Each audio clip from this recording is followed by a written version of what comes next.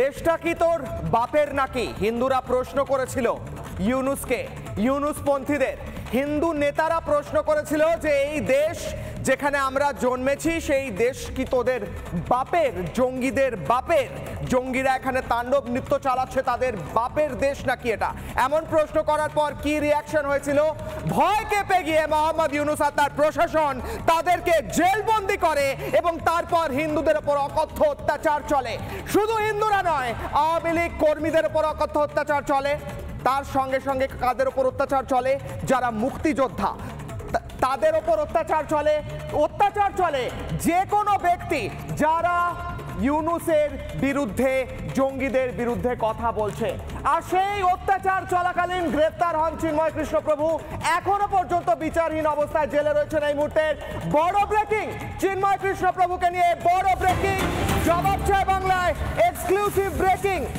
আরো দুর্বল হয়ে পড়েছেন চিন্ময় কৃষ্ণপ্রভু। 28 দিন ধরে চট্টগ্রামের জেলে চিন্ময় কৃষ্ণপ্রভু। শারীরিকভাবে আরো দুর্বল হচ্ছেন চিন্ময় কৃষ্ণপ্রভু। হিন্দু সন্ন্যাসীকে নিয়ে যেতে বাধ্য হয় হাসপাতালে ইউনুস প্রশাসন। 28 দিন ধরে চট্টগ্রামের জেলে ছিলেন চিন্ময় কৃষ্ণপ্রভু, এখনো রয়েছেন। শারীরিকভাবে দুর্বল হয়েছেন। চট্টগ্রাম মেডিকেলে নিয়ে যাওয়া হয় চিন্ময় কৃষ্ণপ্রভুকে। এই মুহূর্তের এক্সক্লুসিভ ব্রেকিং। জবাব চায় বাংলায় বিগ ব্রেকিং। গোপনে চট্টগ্রাম মেডিকেল কলেজে নিয়ে যাওয়া হয় চিন্ময় কৃষ্ণপ্রভুকে। তার দেহ এতটাই ভেঙে পড়েছে, তার শরীর এতটাই ভেঙে পড়েছে। 2রা জানুয়ারি চট্টগ্রাম আদালতে পরবর্তী শুনানি রয়েছে, কিন্তু তার আগে এতটাই শরীর ভেঙে পড়ে চিন্ময় কৃষ্ণপ্রভুর, তাকে হাসপাতালে নিয়ে যেতে হয় গোপনে হাসপাতালে নিয়ে যেতে হয়। গোপনে হাসপাতালে নিয়ে গেছে ইউনুস, কিন্তু খবর পেয়েছে রিপাবলিক বাংলা। এই জন্য তো ইউনুসের রিপাবলিক বাংলাকে এত ভয়। কেন মোহাম্মদ ইউনুস চিন্ময় কৃষ্ণপ্রভুকে জেলে নিয়ে গেলেন, জেলে গ্রেফতার করার পর হাসপাতালে নিয়ে গেলেন কেন? কি হয়েছে তার? কেন বলছেন না গোটা বিশ্বকে? এই মুহূর্তে দেখাবো গ্রাফিক্স। এই মুহূর্তে হিন্দু বিরোধী ইউনুস 28 দিন ধরে চিন্ময় কৃষ্ণপ্রভুকে জেলবন্দি করে রেখেছেন। আপনি ভেবেছিলেন আমরা ভুলে যাব চিন্ময় কৃষ্ণপ্রভুকে? ভুলে যাব আমরা? ভুলবো না, মনে রাখবো, প্রতিদিন বলবো। বিনা বিচারে জেলবন্দি হিন্দু সন্ন্যাসী, তাকে নিয়ে যেতে হয়েছে হাসপাতালে। গোপনে আপনি কেন হাসপাতালে নিয়ে গেছেন? কি চিকিৎসা হয়েছে তার? গোটা বিশ্বের সামনে আজকে বলুন মোহাম্মদ ইউনুস, বলুন কেন নিয়ে গেছেন হাসপাতালে চিন্ময় কৃষ্ণপ্রভুকে?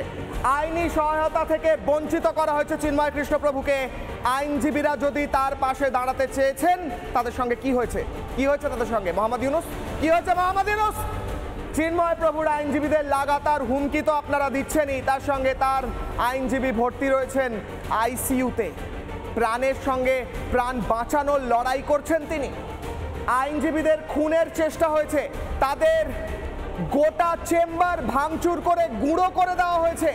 এই আপনার শান্তির দেশ? হ্যাঁ, এই আপনার শান্তির দেশ? সওয়াল করতে পারেননি কোনো আইনজীবী, কারণ আপনার শান্তির দেশের শান্তিকামী, শান্তির ছেলেরা, আপনার মেয়েরা, বিভিন্ন শান্তির অনুগামীরা মোহাম্মদ ইউনুসের, তারা এটা করতে দেননি। রবীন্দ্র ঘোষ ও ওকালতনামা জমা দিলেও হয়নি শুনানি। রবীন্দ্র ঘোষ ও আইনজীবী, তিনি লড়াই করেছেন চিন্ময় কৃষ্ণপ্রভুর জন্য, কিন্তু শুনানি হয়নি শেষ পর্যন্ত। বারবার শুনানি পিছিয়ে দিয়েছে আদালত।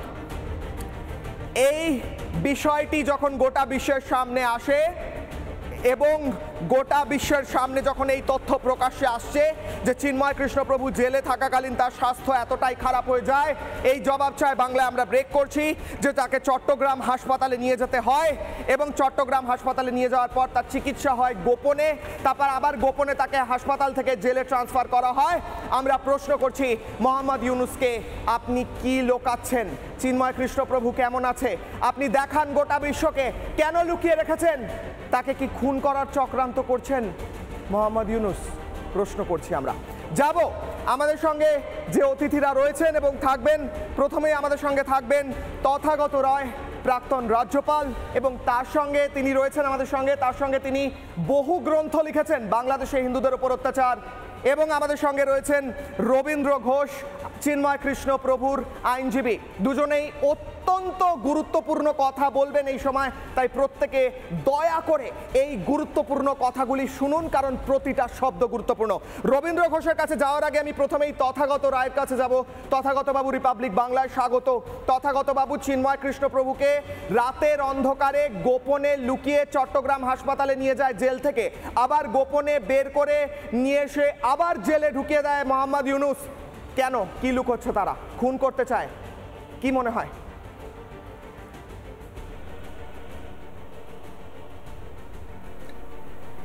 বাংলাদেশ এখন ধীরে ধীরে একটা টেরর স্টেট হিসেবে আত্মপ্রকাশ করছে।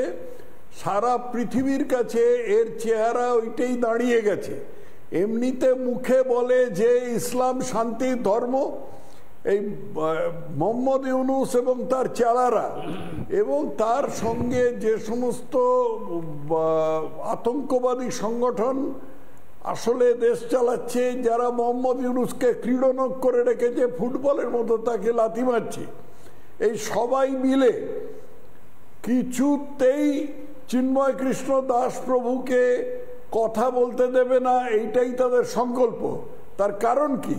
কারণ হচ্ছে মাহিগঞ্জে চিন্ময় কৃষ্ণ প্রভু যে সভা করেছিলেন সেটা একটা অসাধারণ সভা ছিল। সে এই প্রথম এই ভূখণ্ডে, যেটার আজকে নাম বাংলাদেশ, আগে নাম ছিল পূর্ব পাকিস্তান, তার আগে নাম ছিল পূর্ববঙ্গ, সেখানে এই প্রথম হিন্দুরা রুখে দাঁড়িয়েছে এবং জুতবদ্ধ হয়েছে, একসাথে উঠে দাঁড়িয়ে প্রতিবাদ করেছে।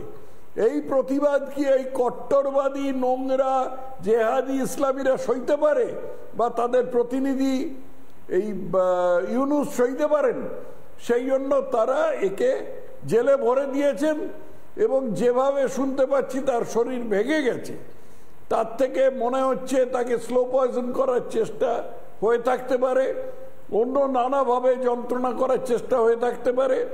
এই জিনিস করা হয়েছিল শেখ আবদুল্লাহর কারাগারে শ্যামাপ্রসাদ মুখার্জিকে, ওরা সেটারই পুনরাবৃত্তি করছেন কিনা আমার দেখে সেরকম সন্দেহ হচ্ছে। তথাগত বাবু, এই মুহূর্তে আমাদের সঙ্গে রয়েছেন চিন্ময় কৃষ্ণ প্রভুর আইনজীবী রবীন্দ্র ঘোষ। আমরা দেখেছি তিনি চেষ্টা করেছেন প্রাণপণে, তিনি গিয়েছেন আদালতে, তাকে হেনস্থা হতে হয়েছে। আমি যাব রবীন্দ্রবাবুর কাছে। তথাগত বাবু, একটু সঙ্গে থাকুন, আমরা শুনে নিই রবীন্দ্রবাবুর কাছে সরাসরি তার মুখ থেকে কি হবে এবার, কি পরিস্থিতি এখন। প্রথমেই রবীন্দ্রবাবু, আপনাকে আমি দুহাত জোড় করে নমস্কার জানাই, আপনাকে সম্মান জানাই, আপনি যে লড়াই করছেন, আমার কোনো ভাষা নেই। নানা ধরনের কন্টেন্ট দেখার জন্য লাইক করুন, শেয়ার করুন আমাদের ফেসবুক পেজ, সাবস্ক্রাইব করুন আমাদের ইউটিউব চ্যানেল।